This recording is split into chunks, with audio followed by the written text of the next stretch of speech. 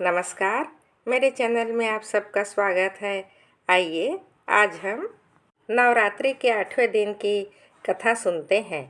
8वें दिन की महाअष्टमी की हार्दिक शुभकामनाएं। माँ गौरी की कृपा आप सब पर हमेशा बनी रहे। देवी भागवत के अनुसार भगवती के 8वें शक्ति स्वरूप को माता महागौरी के नाम से जाना जाता है। माता महागौरी के पूजन का विशेष दिन नवरात्रि का 8वां दिन है, जिसे महाअष्टमी भी कहा जाता है।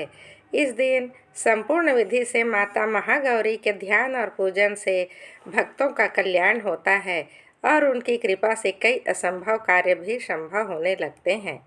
माता महागौरी का स्वरूप अत्यंत गौरवर्ण और दिव्य है। माँ के गौरवर्ण को शंख, चंद्रमा और फूल के समान माना गया है। माता महागौरी का वाहन वृषभ है और इनकी 4 भुजाएं हैं। इनके एक दाहिने हाथ में त्रिशूल है, दूसरा दाहिना हाथ अभय मुद्रा में है। माँ ने बाएं हाथ में डमरू धारण किया हुआ है, दूसरा बायां हाथ वर मुद्रा में है। इस स्वरूप में माँ बहुत ही शांत प्रतीत होती है। माँ महागौरी पूर्णतः श्वेत वस्त्र और आभूषण धारण करती है, इसलिए इनका एक नाम श्वेतांबर धरा भी है। माता महागौरी की कथा इस प्रकार है। पुराणों में वर्णित है कि अपने बाल्यकाल से ही माता पार्वती मन ही मन भगवान शिव को अपना पति मान चुकी थी। भगवान शिव से विवाह करने के लिए माँ पार्वती ने कई वर्षों तक कठिन व्रत और तपस्या की, जिससे उनका पूरा शरीर श्याम वर्ण यानी काला हो गया। और फिर एक समय आया जब भगवान शिव माँ पार्वती की कठिन तपस्या से प्रसन्न हो गए और उन्हें पत्नी के रूप में स्वीकार कर लिया। इस तरह अपनी मनवांछित वर पाने की तपस्या पूरी हुई और इसके बाद माँ ने गंगा जल से स्नान करके खुद को शुद्ध किया। वर्षों तक किए गए कठिन तप और उसके बाद गंगा जल से किए गए स्नान से माता का स्वरूप गौरवर्ण और कांतिमय हो गया। माँ की आभा एक शंख और चंद्रमा के समान श्वेत वर्ण की थी, इसलिए उनके अति गौरवर्ण के कारण उन्हें देवी महागौरी के नाम से जाना जाने लगा।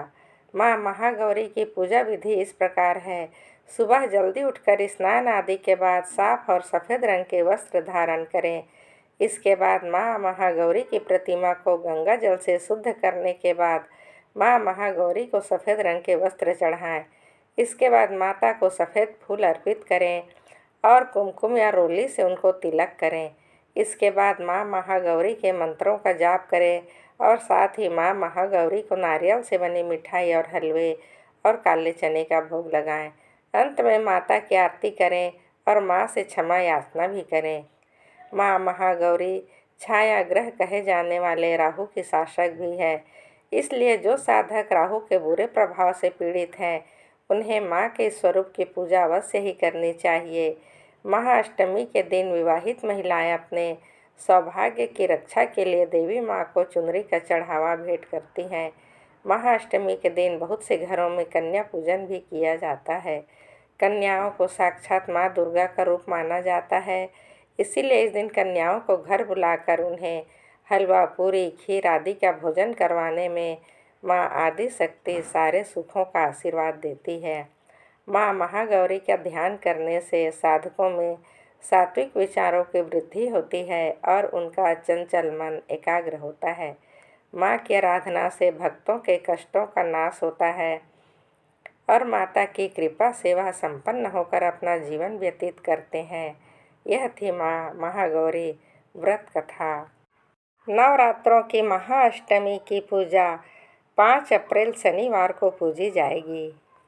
अष्टमी तिथि को शास्त्रीय विधि से पूजा की जाती है। इस दिन माता के कल्याणकारी मंत्र ओम देवी महागौरी नमः का जप करना चाहिए और माँ को लाल चुनरी चढ़ानी चाहिए। सबसे पहले लकड़ी की चौकी पर लाल कपड़ा बिछाकर महागौरी की मूर्ति या तस्वीर स्थापित करें। फिर महागौरी यंत्र रखकर स्थापना करनी चाहिए। माँ की कांत भक्तों को सौंदर्य प्रदान करने वाली मानी जाती है। हाथ में सफ़ेद फूल लेकर माँ का ध्यान करें और फूल अर्पित करें। विधिवत पूजन करें। महागौरी को रात की रानी के फूल बहुत पसंद हैं।